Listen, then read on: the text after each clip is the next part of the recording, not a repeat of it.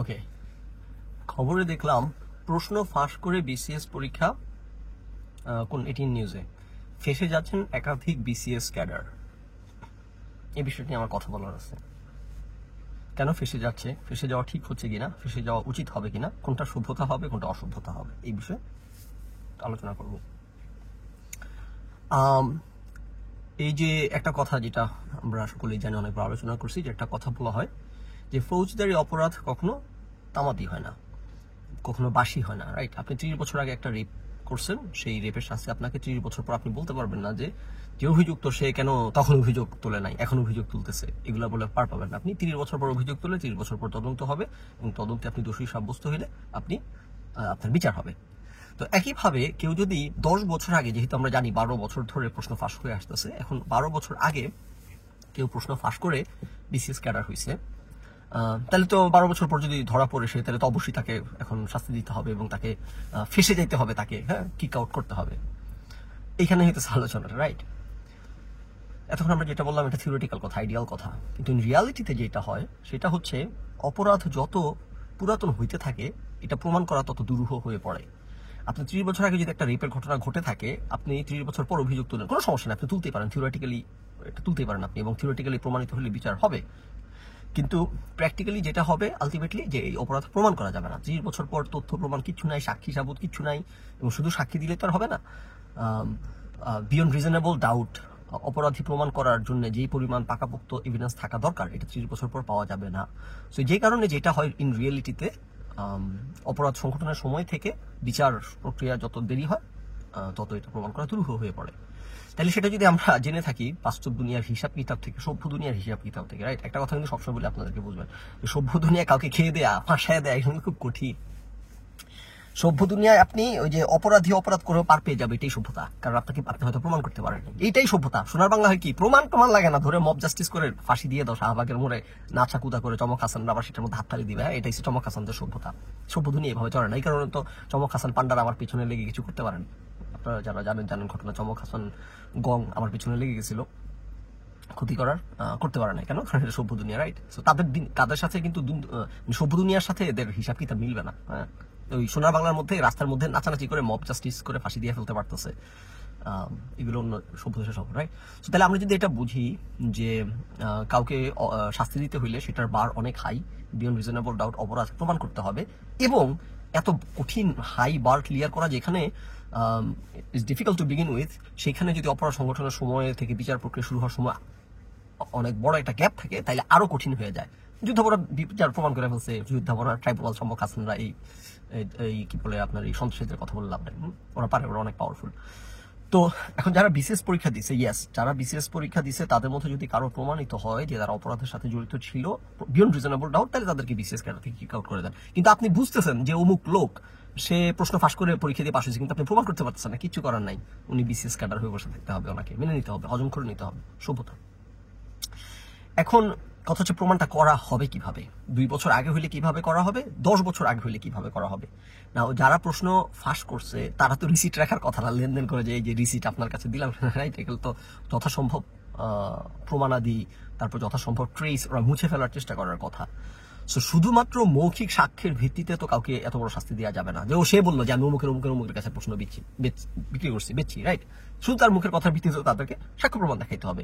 নাও yes, আপনি যদি ব্যাংকের লেনদেন করে থাকে, আপনি সেই ব্যাংকের তথ্য, মানে যেটা হইলে বিয়ন্ড রিজনেবল ডাউট প্রমাণ করা যায়, সেই এক্সটেন্টে যদি প্রমাণ করা যায়, ওকে ফাইন, তাদেরকে কিক আউট করেন। কিন্তু প্রশ্ন হচ্ছে সেই এক্সটেন্টে প্রমাণ করা যাবে কিনা। গত বছর যারা চুরি করে ঢুকছে, মেবি তাদেরটা হাইস্ট করা যাইলেও যাইতে পারে। 5 বছর 10 বছর আগে যাদেরটা, আই ডোন্ট থিঙ্ক এটা করা সম্ভব হবে to the degree were like এটা আপনি রিজনেবল ডাউট প্রমাণ করতে পারতেছেন, রাইট? সো সেই ক্ষেত্রে আমাদেরকে তাদেরকে ছেড়ে দিতে হবে। এটা আমি বারবার করে বলতে হচ্ছে কেন, কারণ এখন মব জাস্টিস শুরু হয়ে যাবে। এখন গায়ের জোর, চমক হাসানদের মতো কিসের সাক্ষী প্রমাণ, ডিউ প্রসেস, আইন আদালত, না আমরা ফাঁসি দিব, আমাদের মনে হয়েছে ও যুদ্ধাপরাধী, আমরা এখন তারা ফাঁসি দিব।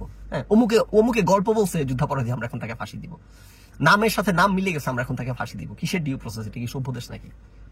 এগুলো করা যাবে না, রাইট? তো এখানে আমি আরেকটা পয়েন্ট মেক করতে চাচ্ছিলাম, কি জানি একটু চিন্তা করে নেই, সেটা হচ্ছে এটাই মূল আলোচনাটা করতে চাইছি, কিন্তু আরেকটা কি জানি পয়েন্ট টাচ করার ছিল, খেয়ে ফেলছি মনে হচ্ছে। যাও, তো এইটা আমাদেরকে কি এটা খেয়াল রাখবেন, একটু সতর্ক থাকবেন যে এখন আবার মব জাস্টিস শুরু হয়ে যাবে এবং লাফালাফি নটনকুর্য শুরু। মনে পড়ছে যে পয়েন্টটা আমি করছি, এটা মোস্ট ইম্পর্টেন্ট পয়েন্ট।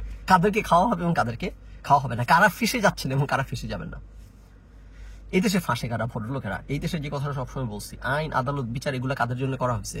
সন্ত্রাসীদের জন্য, চোর গুন্ডা বাটপারদের জন্য, ইয়াহিয়ামিনদের? না, তাদের জন্য। তারা উল্টা আমাদের বিরুদ্ধে নাকি মামলা দেয় বাটপার গুলো, রাইট? এগুলা করা হয়েছে বাটপারদেরকে প্রটেক্ট করার জন্য এবং সাধারণ মানুষকে জুলুম নির্যাতন করার জন্য, সাধারণ মানুষকে কোণঠাসা করার জন্য, ভদ্রলোকদেরকে অত্যাচার করার জন্য। এগুলো হচ্ছে অসভ্য দেশে আইন আদালত হচ্ছে অসভ্য দেশে টুল। যে কারণে আমি একটা কথা সবসময় বলি যে অসভ্য দেশে আইনের প্রয়োগ যত কম হয় তত ভালো। What do I mean by that? আমি সবসময় আইনের প্রয়োগের জন্য আর্গিউ করি, আবার আমিই বলতেছি কমেন্ট সেকশনে এসে ভুলে ফেলবো না আপনি কন্ট্রাডিক্টরি কথা বলতেছেন। না রে কান্ডু, কন্ট্রাডিক্টরি কথা বলতেছি না, তুই মাথায় ঢুকে নাই কি বলছি। যদি আইনের শাসন হয়, যদি আমরা এস্টাবলিশ করতে পারি, যদি আমরা এনশিওর করতে পারি যে এখানে আইনের সঠিক প্রয়োগ হইতেছে, তখন আমি আইনের শাসন চাই। কিন্তু যদি সেটা করা না যায়, তাহলে ওই আইন ব্যবহার করে আইন আদালত দাঁড় করে রাখছেন মানুষকে টর্চার করার জন্য, নিজে ওই আইনের প্রয়োগ আমি চাই না ওইসব দেশে।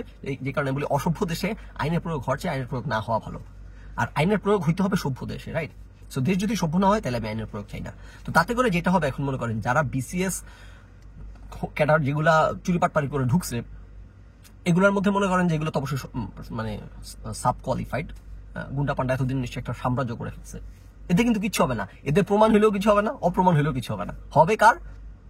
যদি কেউ ভেদামাস কিসিমের থেকে থাকে, সে ধরনের প্রশ্ন ফাঁস করেই সে হয়েছে কিন্তু ভেদামাস কিসিমের, তাকে ল্যাং দেওয়ার জন্য 50 জন দাঁড়ায় পড়বে। আবার আরেকজন হয়তো সে প্রশ্ন ফাঁসও করে নাই, তাকে ল্যাং মারার জন্য আরো 50 জন দাঁড়ায় পড়বে। মানে যারা একটু নরম পাবে, যারা একটু ভদ্রলোক পাবে, এখন এই ছুতা ধরে বিসিএস এর এখন তার চাকরি কিক আউট করার জন্য 50 পার্টি দাঁড়ায় যাবে।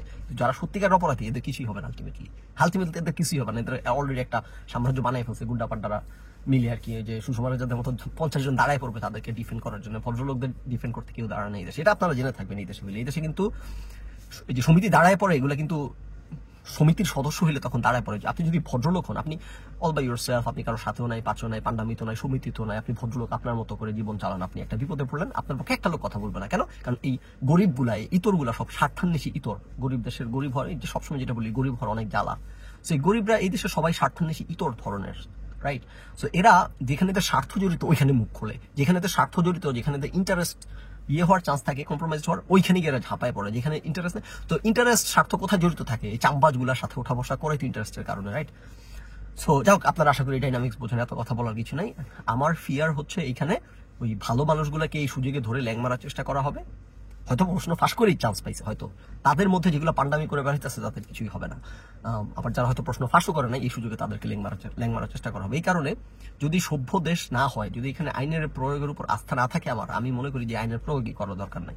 আপনারা 10 বছরের আগের একজন অপরাধী যদি বিয়ন্ড রিজনেবল ডাউট প্রমাণ করতে না পারেন, মব চাইতেছে, এখন এটা আলোচিত অফিস, এই আলোচিত টপিক, এখন সিআইডি নেমে যাবে তদন্ত করতে, দুদক নেমে যাবে তদন্ত করতে, মোবাইল কোর্ট নেমে যাবে তদন্ত করতে, তারপর ওই যে রাফসানের বন্ধ করে দাও, ফ্যাক্টরি বন্ধ করে দাও, তারপর হইতেছে যে ওই যে কি জানি খাসি নিয়ে ছবি দিল কেন, এখানে সাদেক একরোকে গুড়িয়ে দাও।